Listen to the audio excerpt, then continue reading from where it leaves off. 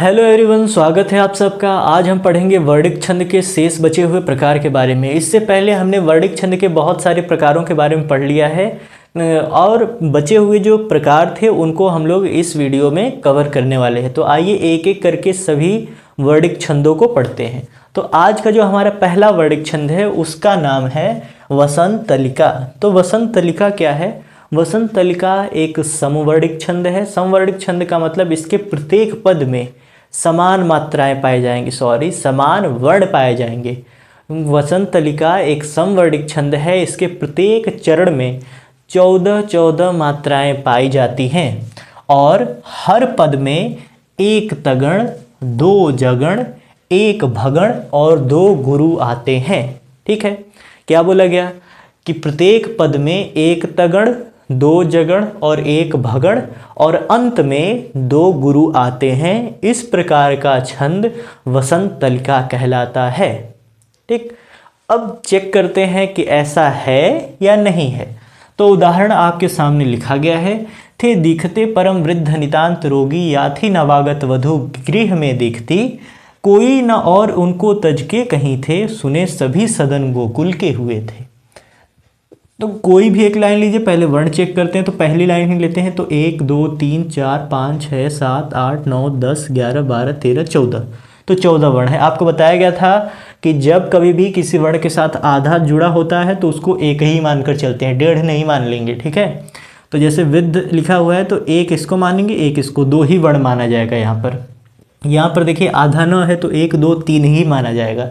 ठीक, तो ये हो गए वर्ण। अब चेक करना है कि एक तगण, दो जगण और एक भगण है या नहीं। तो तगण का मतलब, तगण निकालने के लिए देखिए तगण, त यहाँ से चालू होगा, 3 लेना है। त के साथ बड़ी की मात्रा है, र के साथ बड़ी की मात्रा है और ज के साथ लघु की, यानी 2 दीर्घ और एक लघु आता है तो उसको तगण बोला जाता है। तो कहा गया तगण एक बार आएगा। तो देखिए मात्राओं की गणना करके लिखी जा चुकी है। दीर्घ है, लघु है, दीर्घ है, लघु लघु लघु दीर्घ लघु, लघु दीर्घ लघु लघु दीर्घ और दीर्घ। तो कहा गया एक तगण। तगण का मतलब कि 2 गुरु और एक लघु। देखिए 2 गुरु और एक लघु, यानी ये कौन सा गण हो गया? तगण हो गया। उसके बाद कहा गया जगण। तो जगण का मतलब देखिए ये तगण के बारे में हो गया। जगण का मतलब लघु दीर्घ लघु। ठीक है, कि लघु दीर्घ लघु आता है तो उसको कहा जाता है जगण। तो देखिए क्या बोला गया? लघु दीर्घ लघु। तो लघु दीर्घ लघु, लघु दीर्घ लघु, तो 2 जगण भी आ गए। एक भगण। तो भगण का मतलब कि गुरु लघु लघु, SII, फिर उसके बाद लास्ट में डबल S। तो इसका मतलब कि इसमें एक तगण, 2 जगण और एक भगण सम्मिलित हैं। तो इस प्रकार की जो छंद रचना है उसको कहा जाएगा वसंत तलिका। ठीक, उदाहरण याद कर लीजिए, परिभाषा याद कर लीजिए। समाप्त हुआ वसंत तलिका। अब अगले छंद की ओर बढ़ते हैं। तो अगला है आपको पढ़ना सवैया। सवैया क्या होता है? सवैया एक समवर्णिक छंद होता है। इसके प्रत्येक पद में, ठीक है, प्रत्येक पद में 23 से लेकर के 31 मात्राएं, 23 से लेकर के 31 वर्ण हो सकते हैं। ठीक, और इसके अनेक प्रकार होते हैं। क्या बोला गया? जो सवैया होता है यह एक समवर्णिक छंद होता है। इसके प्रत्येक पद में 23 से लेकर के 23 से लेकर के 31 तक वर्ण आ सकते हैं और इसके कई सारे प्रकार होते हैं। तो सवैया के अब प्रकार को पढ़ना है। तो इसके 4 मुख्य प्रकार होते हैं जिनके बारे में हमें पढ़ना है। एक है मतगयंत, फिर सुंदरी है, मनहरण है और सुमुखी है। तो एक एक करके आइए स्टार्ट करते हैं देखना। तो सबसे पहले हमें पढ़ना है मतगयंत के बारे में। तो मतगयंत इसका नाम है मगर ये भी क्या है? एक प्रकार की सवैया ही है। तो इसकी परिभाषा क्या है? इसकी परिभाषा है कि मतगयंत एक समवर्णिक छंद होता है। इसके प्रत्येक पद में 23 मात्राएं होती हैं। प्रत्येक पद में 23 मात्राएं होती हैं। अब गिनकर देख लीजिए किसी एक को। तो 1 2 3 4 5 6 7 8 9 10 11 12 13 14 15 16 17 18 19 20 21 22 23। तो 23 मात्राएं हो गई। और इसकी खासियत ये होती है कि इसमें 7 भगण और अंत में 2 गुरु पाए जाते हैं। वसंत तलिका में क्या, सॉरी, मतगयंत में क्या पाया जाता है कि इसके प्रत्येक पद में 7 भगण और 2 गुरु पाए जाते हैं। ठीक, उदाहरण आपके सामने लिखा गया है, केशव ये मिसिल्हाधिप है जग में, जिन कीरति बेल बई है, दान कृपान विधान न सो सिगरी वसुधा जिन हाथ लई है, अंग 6 सातक 8 सो भव 3 लोक में सिद्धि भई है, वेदमयी अरुराज श्री परिपूर्णता सुभोगमयी है। ठीक, तो ये हो गया उदाहरण। अब इसमें देखिए प्रत्येक पद में 7 भगण और 2 गुरु आएंगे। भगण का मतलब बोला गया 1 गुरु और 2 लघु। तो मात्राओं की गणना की गई है, आया है गुरु है, लघु लघु गुरु लघु लघु गुरु लघु लघु गुरु लघु लघु गुरु लघु लघु, ऐसे ही आई है मात्राएं, आप निकाल कर चेक कर लीजिएगा।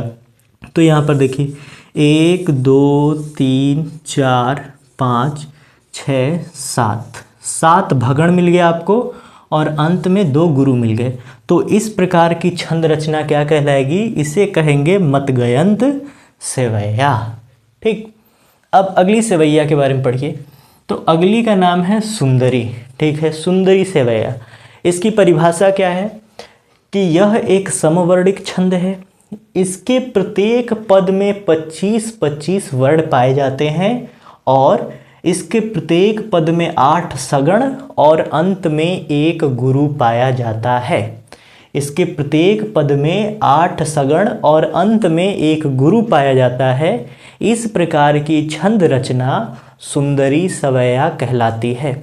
अब देखिए इसके प्रत्येक पद में 25-25 वर्ण हैं, तो यदि हम उदाहरण लिखते तो बहुत बड़ा हो जाता। तो आप अपनी किताबों से इनके उदाहरण खोजिए और खुद से नोट कर लीजिए, परिभाषा आपको बता दी गई। और आप जानते ही हैं सगण चेक करना है, तो सगण का मतलब क्या हो गया, देखिए यहाँ पर सगण का मतलब सिंगल सिंगल सिंगल। ठीक है, आपको सिंगल सिंगल सिंगल ही मिलेगा, लास्ट में 1 गुरु मिलेगा आपको, यानी ऐसे ऐसे ऐसे ऐसे ऐसे ऐसे मिलेगा और लास्ट में क्या मिलेगा, एस। ठीक, तो इस प्रकार की रचना कहलाएगी सुंदरी। यदि आप लोगों को कोई समस्या हो तो आप लोग कमेंट कीजिएगा, इन तीनों के उदाहरण आपको कमेंट में दे दिए जाएंगे। अब अगला देखिए, अगला कहा गया मनहरण सेवैया। मनहरण सेवैया क्या होता है, यह भी एक समवर्णिक छंद होता है।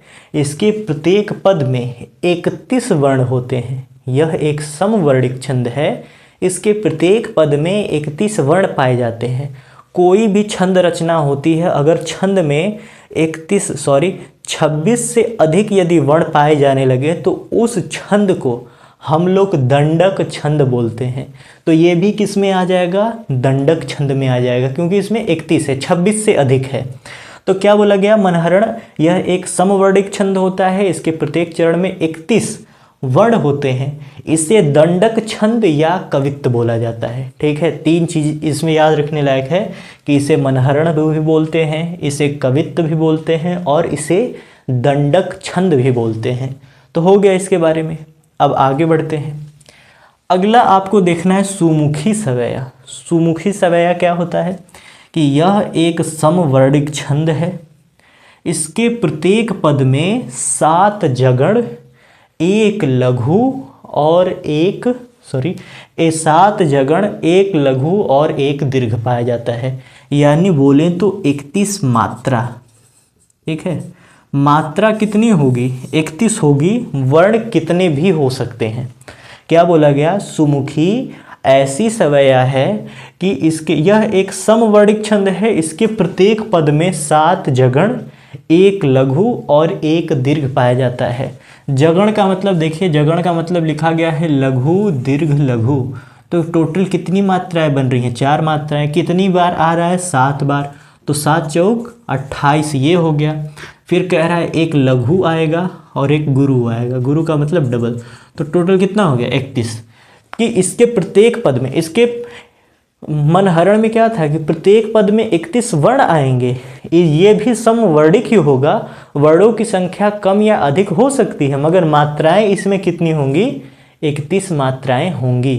ठीक है, तो इस प्रकार की रचना को कहेंगे सुमुखी। तो उम्मीद करते हैं कि आज जितने आपको छंद के बचे हुए प्रकार पढ़ाए गए वो आपको समझ में आया होगा। जहाँ कहीं भी कोई चीज़ न समझ में आए, आप वीडियो को फिर से रिपीट कीजिए, एक बार फिर से देखिए, वो बातें आपको अच्छे से समझ में आ जाएंगी। और यहाँ पर इन तीनों के उदाहरण नहीं लिखे गए थे क्योंकि उदाहरण बहुत बड़े बड़े हैं। यदि आप लोगों को समस्या होगी तो आप लोग कमेंट कीजिएगा, हम उस उदाहरण, इन तीनों के उदाहरण को कमेंट में लिख देंगे। और यदि वीडियो से आपको कुछ अच्छी जानकारी मिली हो, ठीक, तो इस जानकारी को अपने दोस्तों के साथ भी शेयर करें। ऐसे ही नई नई चीज़ों को सीखने के लिए हमारे साथ जुड़े रहें। आज के लिए केवल इतना ही। जय हिंद।